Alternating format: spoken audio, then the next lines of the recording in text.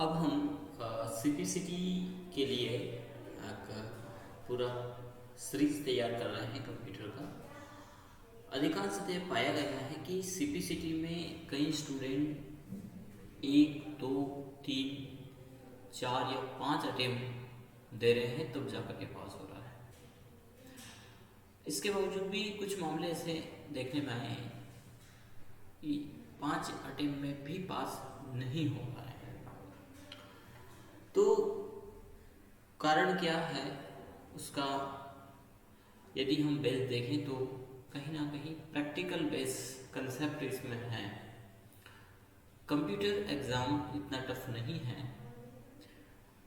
जितना इसको माना जा रहा है, लेकिन चूंकि कंप्यूटर ऑपरेटर को रियल में काम करना होगा और इसीलिए जो map IT CPCT exam conduct कर रहा है उसमें कहीं ना कहीं थोड़ा सा पैटर्न जो है उसका, जिसको हम एक टफ बोल दें है नहीं असल में, वो पैरामीटर है। और वो इसलिए है क्योंकि वो ये जांचना चाहते हैं, परखना चाहते हैं कि क्या ये ऑपरेटर लेवल के लिए योग्य है भी या नहीं, क्योंकि वो दक्षता सिद्ध कर रहा है। और जब तक हम पढ़ाई नहीं करेंगे, एजुकेशन को सही से नहीं लेंगे, तब तक समस्या है। जितनी भी बेरोजगारी बेकारी है उन सभी समस्याओं उन सभी का कारण जो है, बेरोजगारी और बेकारी का जो कारण है वो एजुकेशन है। अच्छा एजुकेशन जिसका होगा वो कभी भी सरकार को भी नहीं कोसेगा, साथ साथ वो बेरोजगार और बेकारी में भी नहीं जाएगा। हाथ कंगन को आरसी क्या, तो वही स्थिति है। पढ़े लिखे हैं तो उसको परख करने की जरूरत नहीं हो, तो खुद परखा जाएगा। तो आप थोड़ा स्किल पर आपको ध्यान देना होगा। दूसरा, आप क्विकली नहीं जाएं। अधिकतर ये पाया गया कि चाहते हैं कि बस थोड़ा पढ़ ले उसमें सारा काम दे, तो थोड़ा हल नहीं है। और ख़ास तौर पे यदि हम प्रैक्टिकल बेसिस सब्जेक्ट की बात करें या डिवाइस की बात करें तो ये ऐसे मामले हैं जहाँ पर आपको डिटेल पढ़ना पड़ेगा। जब आप जो सिलेबस इसका उन्होंने बनाया है उस लेवल को यदि आप पढ़ते हैं तो उसके बाद जहाँ आप जॉब करेंगे वहाँ पर भी आप सही तरीके से काम करेंगे। काम ज़्यादा है और कम समय में करना है, कंप्यूटर प्रणाली पे करना है, स्मार्ट तरीके से करना है, तो स्मार्ट तो बनना ही पड़ेगा। इन सब के लिए अब हमने जो अभी तक सीरीज तैयार की है वो वर्ड के किए, एक्सेल के किए, पावर पॉइंट के लिए, ये पूरा पैरामीटर पहले से अवेलेबल है। लेकिन पर्टिकुलर इसमें फोकस ये नहीं किया गया कि क्वेश्चन कैसे पूछा जाए।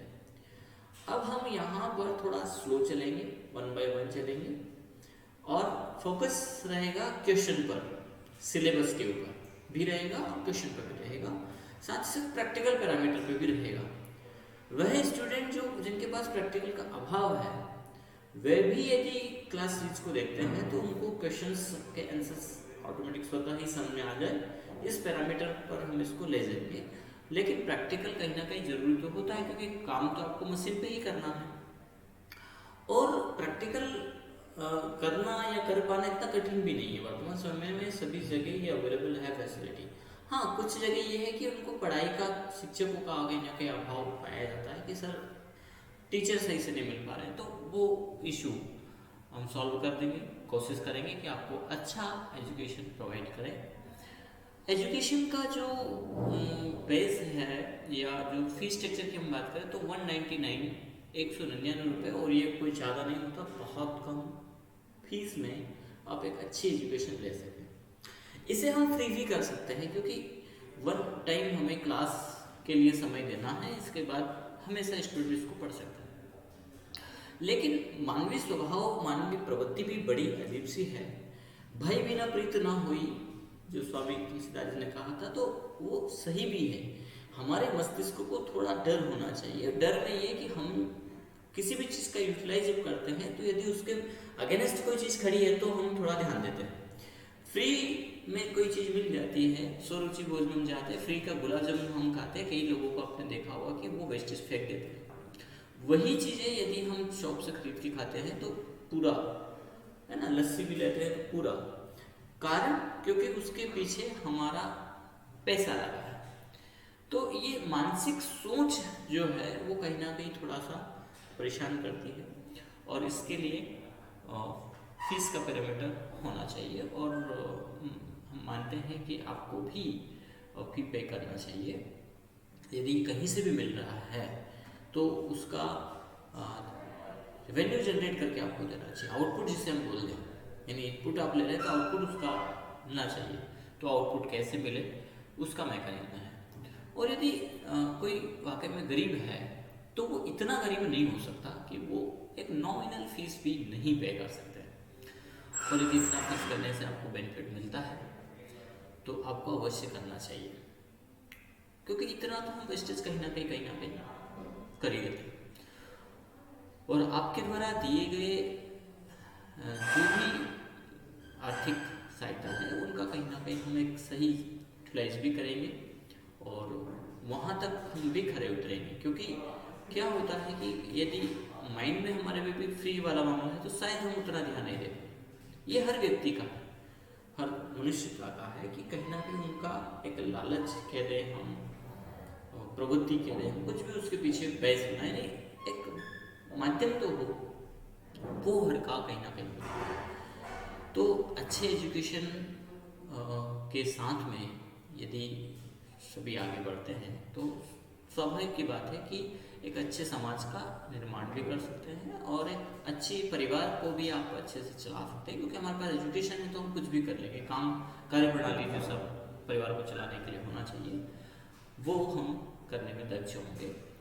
तो ये जो पैरामीटर होगा इसमें सभी एग्जाम्स में जो क्वेश्चन पूछे जाते हैं, कॉम्पिटिटिव एग्जाम में भी पूछे जाते हैं, और जो क्वेश्चंस पूछे जाते हैं वो कहीं ना कहीं रिलेटेड इसी प्रकार के होते हैं। क्योंकि आपसे यहाँ पर कोई प्रोग्रामिंग कंसेप्ट नहीं पूछा जाएगा, खासतौर पर प्रोग्रामिंग कंसेप्ट पूछा जाएगा जो इंजीनियर्स हैं, जो डिज़ाइन डेवलपमेंट का काम कर रहे हैं, उनसे पूछा जाएगा। लेकिन किसी भी गवर्नमेंट जॉब की यदि बात करें तो उसमें अधिकांशतः एक ऑपरेटर लेवल तक का आना चाहिए कि हाँ ये ऑफिस में वाकई में उस सॉफ्टवेयर को यूटिलाइज करने में दक्ष हैं। तो क्वेश्चन भी उसी पर है। उसको भी कहते हैं कि बहुत डीपली पूछा जाता है, डीपली इतना कि वो वर्किंग प्रोसीजर, जैसे आज की बात करें एक्सेल की, तो एक्सेल को एडवांस एक्सेल हम कहते हैं। तो एडवांस एक्सेल क्यों? क्योंकि वहाँ पर फॉर्मूले फंक्शंस काम करने और हजारों लाखों की संख्या में जो डेटा है उस डेटा में से यूनिक एक नंबर पर्टिकुलर डेटा हम चाहते हैं, तो वो कैसे लें? उसमें कई प्रकार की कंडीशन हो सकती है, कई डेटा सीट हो सकते हैं, वो भी हम इसमें समझेंगे कैसे हो सकता है। तो उन सब के लिए उनकी कार्यप्रणाली आना चाहिए। अब यहाँ बात आती है सीपीसीटी की, तो इसका सिलेबस पैरामीटर थोड़ा सा हम देख लेते हैं। अब इसके सिलेबस में हमारा मेन फोकस कंप्यूटर पर ही रहेगा। यदि हम कंप्यूटर पैरामीटर को कवर करते हैं, कंप्यूटर को, और बाकी सब्जेक्ट को भी हम, जैसे इसमें रीजनिंग भी है, मैथमेटिक्स भी है कुछ मामलों में, तो यदि हम उसको छोड़ दें तो भी आप आराम से यहाँ पर पास हो जाएंगे। और मेन एग्जाम ये कंप्यूटर की ही है। बाकी सभी स्टूडेंट कहीं ना कहीं कंप्यूटर एग्जाम्स की तैयारी कर रहे हैं, तो उनके मैथ्स रीजनिंग कहीं ना कहीं होते हैं, तो वो क्वेश्चन आपको बनते हैं, अच्छी बात है। नहीं बनते तो भी हम ये बात कहेंगे कि आप कंप्यूटर सिलेबस के आधार पर ही आराम से पास हो जाएंगे, कोई बड़ी बात नहीं है। यहाँ पर 3 भागों में सीपीसीटी ली जा रही है, लगभग सभी को बात पता होगी। पैरामीटर ए के अंतर्गत जो ऑब्जेक्टिव क्वेश्चन जिसकी हम बात कर रहे हैं वो थोड़ा सा टफ वाला मामला लग रहा है, वो इसलिए क्योंकि डिटेल क्वेश्चन पूछे आ रहे हैं, होना भी चाहिए।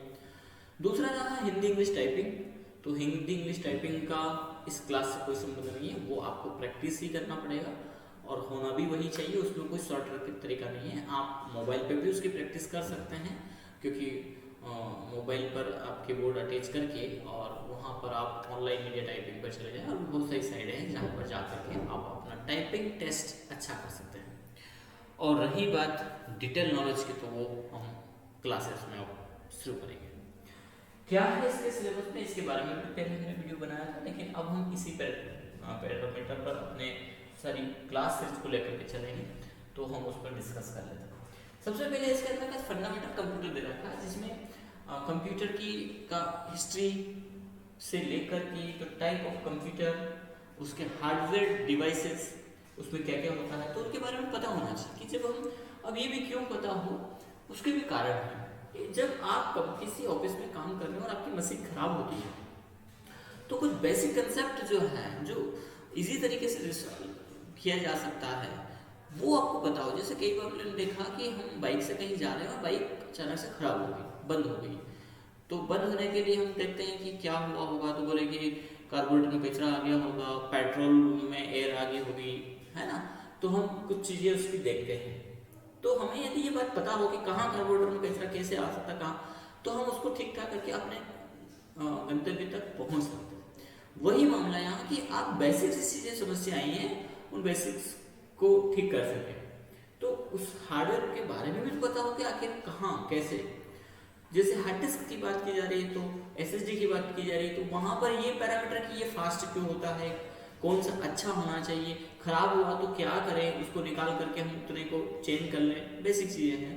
कई मामलों में होता है कि हमने देखा कि सीपीयू में कोई समस्या थी, रैम में डस्ट आ गया था और वो डिस्प्ले नहीं दे रहा था। तो जो ऑपरेटर है वो पूरा सीपीयू, जिसमें मॉनिटर भी है, कीबोर्ड भी है, सीपीयू पूरा कैबिनेट भी है, पूरा उठा करके हार्डवेयर वाले के शॉप पर ले आते, भैया इसको देखना है, खराब हो गया।